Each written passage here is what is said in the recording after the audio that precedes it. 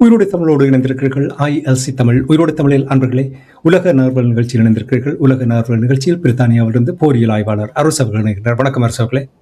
வணக்கம் நாயானி. அனைத்து உயிரோடு தமிழ் உறவுகளுக்கு அன்பிருந்த வணக்கம். இன்னொரு உலக நார்வல் நிகழ்ச்சியில் இணைந்திருக்கின்றோம். தொடர்ச்சியாக ஈரான், இஸ்ரேல், அமெரிக்காவுக்கு இடையிலான இந்த போர் தொடர்பான நிலைமைகளை பார்ப்போம். தொடர்ந்தும் தாக்குதல்கள் நடைபெற்றுக் கொண்டிருக்கின்றது. சமீபத்தில் வந்த செய்தியை கேட்கும் பொழுது ஈரானில் உள்ள ஆயில் சுத்திகரிக்கும் அந்த நிலையத்தை அமெரிக்கா தாக்கி இருப்பதாக, பத்தி எரிந்து கொண்டிருப்பதாக கூறப்படுகிறது. நிச்சயமாக இதற்கு ஈரானும் பதில் தாக்குதல் கொடுத்திருக்கும் என்று நம்புகிறேன். எவ்வாறாக இந்த நிலைமை இருக்கின்றது என்பதை முதலில் கூறுவீர்களா? உண்மைதான். அமெரிக்க அதிபர் ஒன்றை கூறியிருந்தார். அதாவது, தாங்கள் மிகப்பெரிய ஒரு தாக்குதலை செய்ய போகிறோம், அதற்கு முதல் ஈரான் மன்னிப்பு கேட்டுவிட்டு சரணடைந்து விட வேண்டும் என்று. அதே போல இஸ்ரேலிய பிரதமர் பெஞ்சமின் நெத்தன்யாவும் கூறியிருந்தார், ஒரு மிகப்பெரிய ஆச்சரியம் ஈரானுக்கு வரப்போகிறது என்று. இந்த நிலையில் தான் தற்போது அவர்கள் மிக பாரிய ஒரு தாக்குதலை ஆரம்பித்திருக்கிறார்கள். ஈரான் தெஹ்ரான் பகுதி கடும் புகை மூட்டமாக இருக்கின்றது. அடுத்ததாக பார்த்தீங்கள் என்று சொன்னால், ஈரான் எண்ணெய் சுத்திகரிப்பு நிலையம் கடும் தாக்குதலுக்கு உள்ளாகி இருக்கின்றது. அதில் எரிகின்ற நெருப்பு கோலங்கள் பல மைல்களுக்கு அங்கால பார்க்கக்கூடியதாக இருக்கின்றது. அது மட்டுமில்லாது ஈரான் வான்படை தளம், அனைத்துலக வான் நிலையம், இது இராணுவத்தின் தளம் இல்லை, பொதுமக்களின் அனைத்துலக வானூர்தி நிலையம், மெஹராபாத் பகுதியில் இருக்கின்ற அந்த வானூர்தி நிலையம் தாக்கப்பட்டிருக்கின்றது. 16 விமானங்கள் சேதமடைந்த அல்லது அழிவடைந்திருப்பதாக கூறப்படுகின்றது. இன்று ஈரான் அரசு தலைவர் பெசஸ்கியன் ஒன்றை கூறியிருந்தார். அதாவது, இந்த அயல் நாடுகள் தாங்கள் தாக்குவதற்கு மன்னித்துக் கொள்ளுங்கள், ஏனென்று சொன்னால் நீங்கள் உங்கள் தளங்களில் அமெரிக்க தளங்கள், உங்கள் நாடுகளில் அமெரிக்க தளங்கள் இருக்கின்றன, அவர்கள் எங்கள் பாதுகாப்புக்கு அச்சுறுத்தலாக இருந்தார்கள், எனவேதான் நாங்கள் தாக்கினோம். ஆனால் எதிர்வரும் காலங்களில் உங்கள் நாடுகளிலிருந்து எங்கள் மீது தாக்குதலை நடத்தாது விட்டால் நாங்கள் அந்த தாக்குதலை நிறுத்திக் கொள்வோம் என்ற துணையில் பேசியிருந்தார். ஆனால் அதற்கு பிறகு பஹ்ரைனிலிருந்து ஹிமாஸ் ரக பல்குழல் உந்துகடை செலுத்திகளால் ஈரான் மீது தாக்குதலை நடத்தி இருக்கிறார்கள். அதாவது, அவர் கூறியதுக்கு பிறகு இவ்வாறு தாக்கியிருக்கிறார்கள். இந்த ஹிமாஸ் பல்குழல் உந்துகடை செலுத்தி அமெரிக்காவினுடையது. இது உக்ரைனில் கணிசமான அளவு பயன்படுத்தி இருக்கிறார்கள். பெருமளவான மக்களை படுகொலை செய்வதற்கு அதை பயன்படுத்தி இருந்தார்கள். அது ஒரு heavy multi barrel rocket launcher. இது 2 விதமாக பார்க்கலாம். ஒன்று, அமெரிக்காவிடம் இப்போது இந்த ஆயுதங்கள் தீர்ந்து விட்டதா என்ற ஒரு நிலை, குண்டு வீசுவதற்கு. இரண்டாவது, இந்த அயல் நாடுகளையும் இதற்குள் இழுத்து விட வேண்டும் என்பதற்காக நடத்தப்பட்டதா என்ற கேள்வி. அப்ப இனி பெசஸ்கியான் கூறியது போல இனி அவர்களுக்கு தாக்குவதற்கு எந்த தடையும் இருக்காது என்று சொன்னால், இப்போது இந்த நாடுகளில் இருந்து தாக்குதல் மேற்கொள்ளப்பட்டிருக்கிறது. அதுதான் பிரச்சனை. இந்த நிலையில் ஈரான் தனது 27வது அலையை தாக்கி தொடங்கி இருக்கிறது. கொமன்ஷேக் 4 ரக அந்த கிளஸ்டர் அம்யூனிஷனை கொண்ட அந்த ஏவுகணை கிட்டத்தட்ட 1500 கிலோ வெடிமருந்தை சுமந்து செல்லக்கூடியது. அது இந்த முறை பயன்படுத்தப்பட்டிருக்கின்றது. அதிகாலை 1 மணி அளவில் இஸ்ரேலிய நேரம் ஏவுகணைகள் வீழ்ந்திருக்கின்றன. மக்கள் அதிகாலை வேளை தங்கள் பதுங்கு குழிகளை நோக்கி ஓடுவதை காணக்கூடியதாக இருக்கின்றது. இந்த அங்கிருக்கின்றவர்கள் அங்கு கடுமையாக தணிக்கைகள் இருந்தாலும் அந்த குண்டுகள் அது இவர்கள ஏவுகணை எதிர்ப்பு ஏவுகணைகள் மேலே போய் அடிப்பதற்கு முதல் அது குண்டுகளை ரிலீஸ் பண்ணிவிட்டது. 80 குண்டுகளும் பிரிந்து போறதை அப்படி பார்க்கக்கூடியதாக இருக்கின்றது. இவர்கள் சுடுவதென்றால் அந்த 80 குண்டுகளையும் அந்த ஏவுகணை ரிலீஸ் பண்ண முதல் சுட வேண்டும், இல்லை என்று சொன்னால் அதை தடுக்க முடியாது என்றுதான் கூறுவார்கள். வீழ்ந்து வெடிப்பதை காணக்கூடியதாக இருக்கின்றது. அதே நேரம் பக்தாத்தில் இருக்கின்ற ஈராக்கின் பக்தாத்தில் இருக்கின்ற அமெரிக்க தூதரகம் தாக்கப்பட்டிருக்கின்றது. அதற்கு அப்பால் துபாயில இருக்கின்ற இந்த மரீனா பகுதியில் இருக்கின்ற உயர் அடுக்குமாடி கட்டிடம், அது டூரிஸ்ட் பிளேஸ் என்று கூறுவார்கள். அங்கிருக்கின்ற வரன் பிரதர்ஸ் கம்பெனி பில்டிங், அதில் அமெரிக்க படையினர் இருந்ததாகவும் அதை தாக்கி இருப்பதாகவும் கூறப்படுகின்றது. அது பெரிய கொழுந்து விட்டு எரிவதை காணக்கூடியதாக இருக்கின்றன. அருகில் இருக்கின்ற கார்களும் எரிவதை காணக்கூடியதாக இருக்கின்றது. அதே சமயம் ஜோர்டானின் கிழக்கு பகுதியும் தாக்கப்பட்டிருக்கின்றது. இதுவரை இடம்பெற்ற தாக்குதல்களில் இப்ப சீனாவின் செயற்கைக்கோள் பார்க்கும் போது கிட்டத்தட்ட 7 ரடார்கள் வந்து அங்கு அளிக்கப்பட்டிருக்கின்றது. ஒவ்வொரு ரடாரும் 300 தொடக்கம் 500 மில்லியன் டாலர்கள் பெறுமதியானது. அதாவது மார்ச் 1 பஹ்ரைனில் இருந்த ரடார் அளிக்கப்பட்டிருக்கிறது. அதே தினம் மார்ச் 1 குவைத்தில அலி அல் சலீம் முகாமில் இருந்த ரடார் அளிக்கப்பட்டிருக்கின்றது. 3 கட்டாரில் இருக்கின்ற ஏர்லி வார்னிங் ரடார் அளிக்கப்பட்டிருந்தது.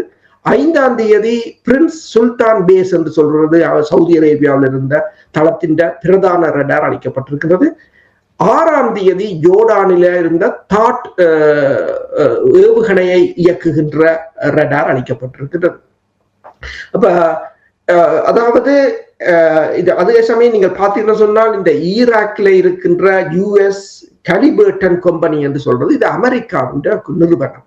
ஒரு மிகப்பெரிய ஒரு பெரிய தேசத்தில தான் அவர்கள் அதை கட்டியிருந்தார்கள். வேர் ஹவுஸ் மாதிரி எல்லாம் இருந்தது. அவ்வளவும் சாம்பலாகி போய் கிடக்கின்றது. சேட்டலைட் படம் மூலம் அதை அளித்திருக்கிறார்கள். அதாவது கிட்டத்தட்ட ஈரானில் இருந்து 300 கிலோமீட்டர் ரேடியஸில் இருக்கிற அத்தனை தளங்களும் முற்றாக முடங்கி இருப்பதைத்தான் படங்களின் மூலம் பார்க்கக்கூடியதாக இருக்கின்றது. இதே நேரம் பிரித்தானியா கூட தங்களுடைய ஒரு கப்பலை, அதாவது விமானம் தாக்கும் கப்பலை அனுப்புவதற்கு தயார்படுத்திக் கொண்டிருந்தார்கள் என்று கூறுகிறார்கள். அதனுடைய நிலைமை எவ்வாறு இருக்கிறது என்றால், நீங்கள் முன்னர் உரையாடும் பொழுது நீங்கள் கூறினீர்கள் ஏப்ரஹாம் லிங்கன் கப்பலையே இன்னும் தூரத்துக்கு கொண்டு போகிறார்கள் என்றால் ஈரானுடைய தாக்குதல் அபாயம் இருப்பதன் காரணமாக. இப்ப இங்கே இது பிரித்தானியா இந்த கப்பலை அனுப்புவது என்ன விதமான மாற்றங்களை இங்கே ஏற்படுத்தும்? ஒரு பெரிய மாற்றம் ஏற்படும். ஏன்னா பிரித்தானியாவோட இருப்பது ஒரே ஒரு விமானம் தாங்கி கப்பல். அதுவும் போச்சு என்று சொன்னால் மிகவும் கடினமான ஒரு நிலைமையாகத்தான் இருக்கும். பிரான்சின் விமானம் நேற்று அங்கு, அதாவது ராணுவ விமானம் வந்து குளோப் மாஸ்டர் 17 விமானம் நேற்று தனது மக்களை ஏற்ற போயே அது அங்கு இறங்க முடியாமல் திரும்பி வந்திருந்தது. குவைத் துபாய் வந்து இந்த தனது விமான நிலையத்தை திறக்கலாம் என்று ஒரு 30% இயங்கக்கூடிய நிலையில் இருந்தது. இன்று அதுவும் மீண்டும் மூடப்பட்டு விட்டது இந்த தாக்குதல்களால். இனி கால வரையறை என்று மூடப்படுவதாக கூறப்படுகிறது. பஹ்ரைன் வந்து தனது LNG கேஸை நிறுத்தி இருந்தது. இப்போது அது தனது ஒயில் உற்பத்தியையும் நிறுத்தி இருக்கிறது. இனி ஈரான் ஒயில் ஃபீல்ட் எரிகிறது என்று சொன்னால் ஈரான் ஏனைய நாடுகள் ஒயில் ஃபீல்டுகளை தாக்குவார்கள். அது அப்படி என்று சொன்னால் இப்போ ஒரு இஸ்ரேல் ஹைஃபா பகுதியில் இருக்கின்ற ஒயில் ரிஃபைனரியை தாக்கப் போவதாக கூறியிருக்கிறார்கள். இப்போது நீங்கள் கேட்டது போல இப்ப பிரித்தானியாவின் விமானம் தாங்கி கப்பலும் செல்லலாம். இப்ப ஆப்ரஹாம் லிங்கன் வந்து மிசைல்ஸை அடித்த போது அவர்கள் ஓரளவு தாக்கு பிடித்தார்கள். ஆனால் ஆள் இல்லாத விமானம் ஷாஹித் புறப்பட்ட போது அவர்களால் அது தாக்கு பிடிக்க முடியவில்லை. ஏனென்று சொன்னால் நான் இப்ப முன்னர் கூறியது போல இந்த 7 ரடார்களும் 300 தொடக்கம் 500 மில்லியன் என்ற ½ ட்ரில்லியன் அந்த ரடார்கள் வந்து மிகவும் நவீனமானவை. அவற்றையே தாக்கி அழிக்குது என்று சொன்னால் இந்த விமானம் தாங்கி கப்பல் இருக்கிற ரடார் எல்லாம் பெரிய பிரச்சனை இருக்காது அந்த விமானத்துக்கு.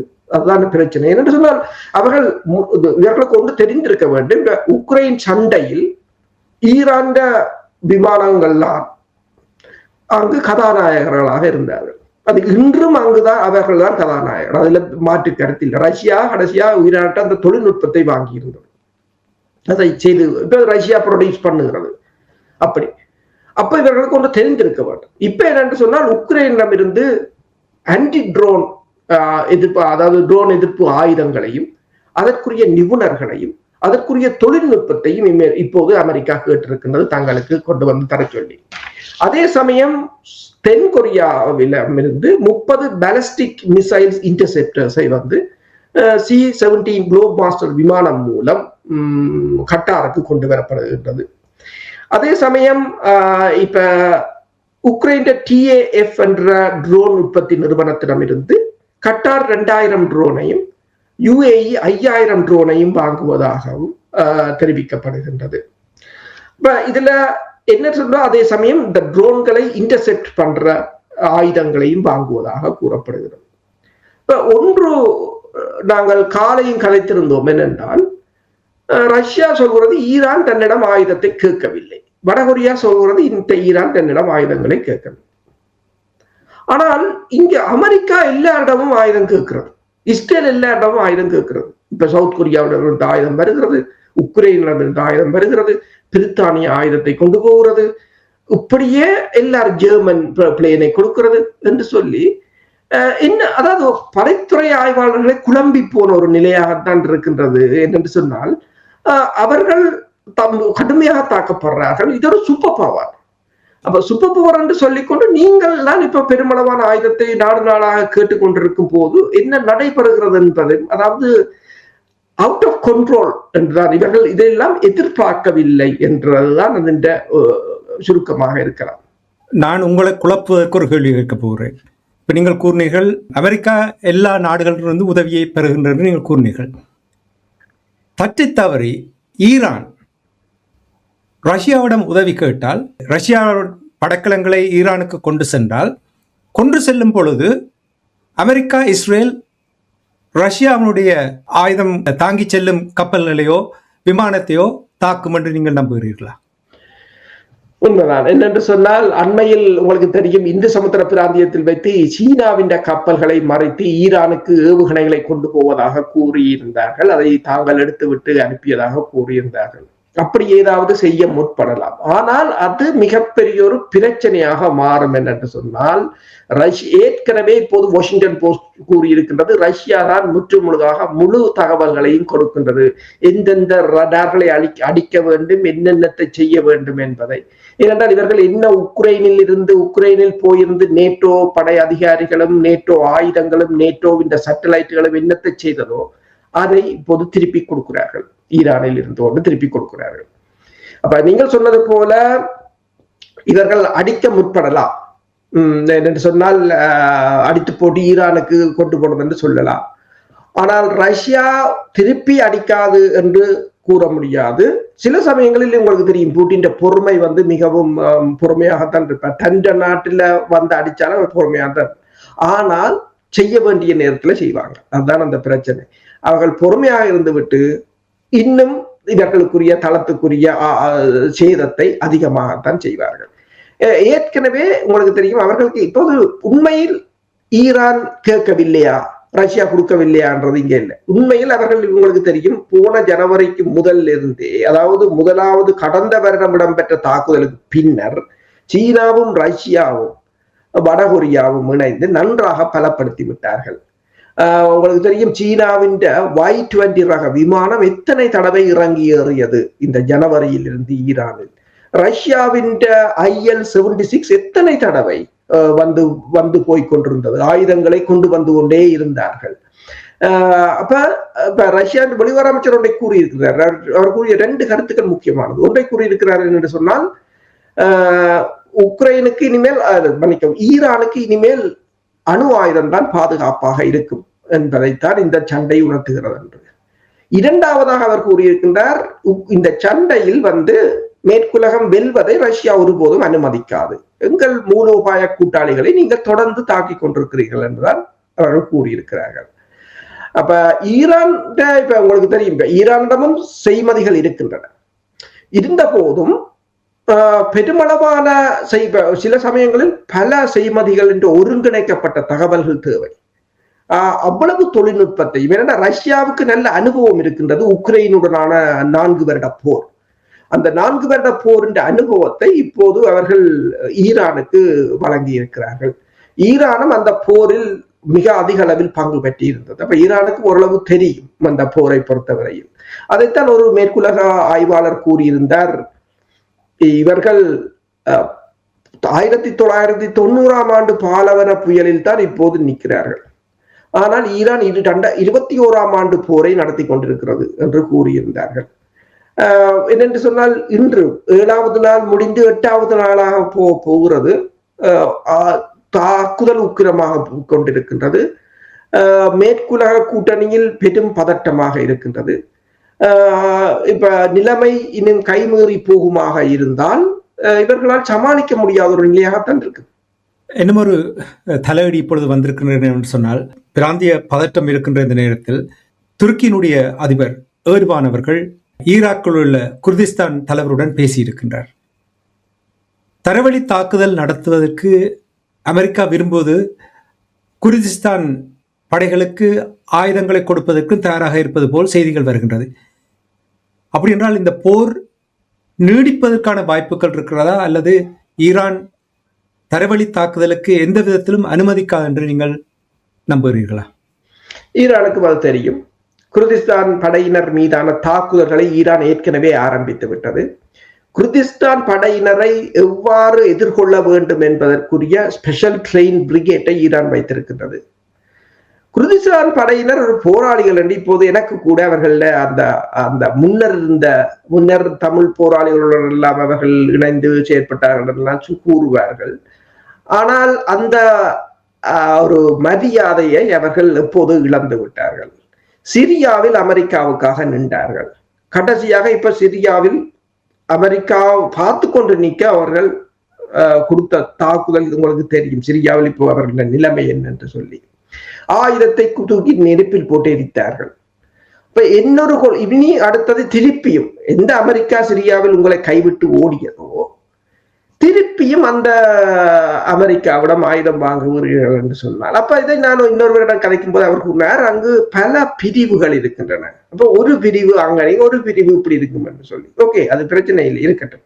இப்ப இடவானை பொறுத்தவரையில் இடவான் இதில் இறங்குவாரா என்றால் நேட்டோ நாடு இறங்குமாக இருந்தால், ஈரானை பொறுத்தவரையில் நேட்டோ நாடு நேட்டோ இல்லாத நாடு என்று பார்க்காது. ஏனென்றால் ஈரானை பொறுத்தவரையில் இந்த போரில் வெல்ல வேண்டும் என்று இல்லை, இந்த போரில் சபை பண்ணினாலே அது வெற்றிதான். ஈரான் இதில் அமெரிக்காவை வெல்ல வேண்டியதில்லை, சபை பண்ணினாலே அது அவங்களுக்குரிய ஒரு வெற்றியாகத்தான் இருக்கு. அவர்கள் அதைத்தான் செய்து கொண்டிருக்கிறார்கள். அப்ப தாங்கள் சபை பண்ணதுக்கு அமெரிக்காவை வெற்றி கொள்ள வேண்டும் என்றது அவர்களுக்கு நோக்கம் இல்லை. அவர் தப்பி பிழைப்பதே இவர்களுக்கான ஒரு தோல்வியாகத்தான் இருக்கு. துருக்கி மீது ஏற்கனவே 2 முறை தாக்குதலை நடத்தி ஏவுகணைகள் போனதாக கூறப்படுகிறது. அமெரிக்காவிடம் இல்லாத ஆயுதத்தை துருக்கி கொண்டு வந்து அடிக்கப் போவதும் இல்லை. ஏற்கனவே அமெரிக்கா தன் B-2 எல்லாவற்றையும் பயன்படுத்தி அணுக்குண்டு மட்டும்தான் பயன்படுத்தவில்லை, மிச்சம் எல்லாத்தையும் பயன்படுத்தி பார்த்தாச்சு. இன்றைக்கு அசர்பைசானுக்கு ஈரான் கடும் எச்சரிக்கையை விடுத்திருக்கின்றது. அங்கிருக்கின்ற இஸ்ரேலியர்கள் வெளியேற வேண்டும், இஸ்ரேலுடனான உறவுகளை துண்டிக்க வேண்டும் என்று. ஏன்னா அசர்பைசானும் இஸ்ரேலும் மிகப்பெரிய ஒரு கூட்டாளிகள். கடந்த ஜூன் மாதம் இடம்பெற்ற தாக்குதலில் அசர்பைசான் வான் பதப்பு கூடால் வந்துதான் தாக்குதலை நடத்தியது இஸ்ரேல். ஹனியை கொல்லும் போது கூட அதற்குள்ளால் தான் விமானம் ஏவுகணை ஏவியதாக கூட கூறப்படுகிறது. இப்போது கடுமையான எச்சரிக்கையை விடுத்திருக்கின்றது.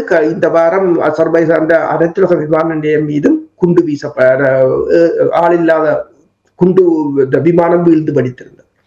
அசர்பைசானிலிருந்து கிட்டத்தட்ட 30% எண்ணெய் இஸ்ரேலுக்கு சென்றிருந்தது, பைப்லைன். அந்த பைப்லைனை தாக்குவார்களாக இருந்தால்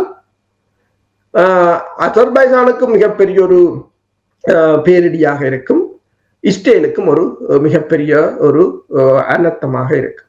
இப்ப அசர்பைசான், துருக்கி, பஹ்ரைன் இப்படி எல்லா நாடுகளையும் இணைத்து குர்திஸ் படையினரையும் இணைத்து ஒரு மிகப்பெரிய அமெரிக்கா அதிபர் என்று கூறியிருக்கிறார் தரைப்படை தாக்குதலை தான் விரும்புவதாக. அப்ப அமெரிக்கா சிறப்பு படையினரையும் இறக்கி இப்ப 82வது அமெரிக்காவின் ஏர்போர்ன் டிவிஷன் அந்த டிவிஷன் தனது பயிற்சியை நிறுத்தி இருப்பதாக கூறப்படுகிறது.